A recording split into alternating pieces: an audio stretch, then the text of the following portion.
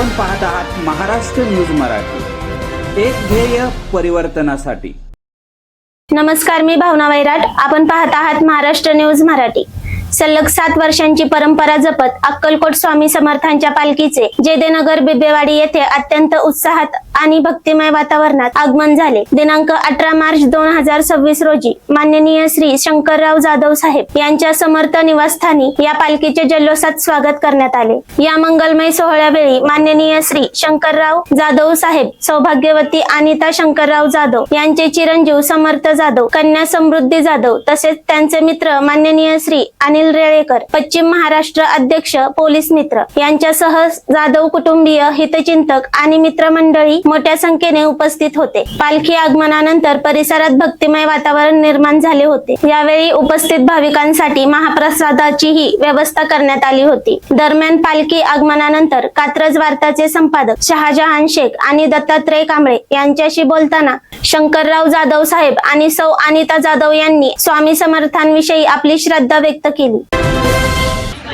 स्वामी समर्थांचं आमच्याकडे 1917 सालापासून दरवर्षी आगमन होतं।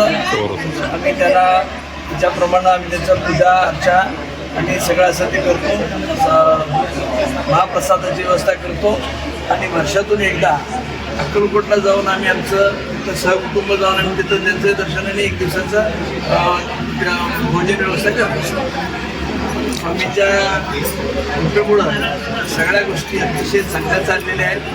दोन्ही मुलं माझी प्रदेशातून आत्ताच परत आलेली आहेत शिकून, आणि मी स्वामी भक्त आहे आणि त्याच्या भक्तीमुळं मी माझ्या मुलाचं नाव हे समर्थच ठेवलं।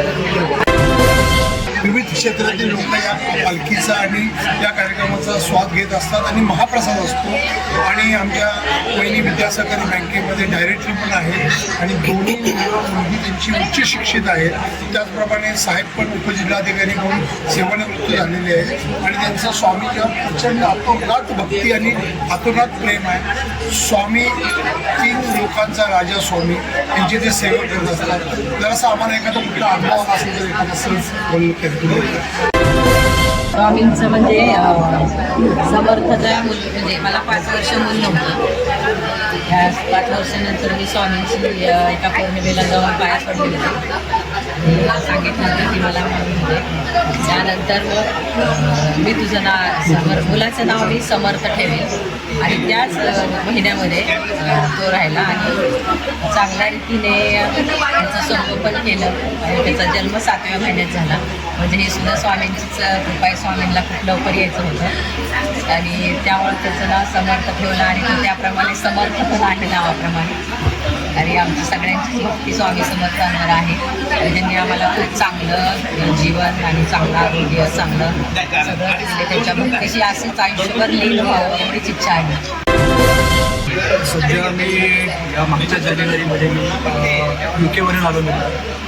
आता मी फॅक्टरी ओन बिझनेस जो काय माझ्या आधी होता त्यातच मी पुढे प्रगती करतो आणि कन्स्ट्रक्शनमध्ये मी मोस्टली सो त्यातच मला पुढे करिअर माझं मास्टर्स झालं सायकॉलॉजीमध्ये केम्ब्रिजमधून आणि आत्ता मी शोज करते आहे, रियालिटी शोज। त्याच्याबरोबर माझे 2-3 बिझनेस चालू आहेत, प्लस मी गाण्याचं पण करते आहे। सो भरपूर सगळ्या गोष्टी चालल्या आहेत।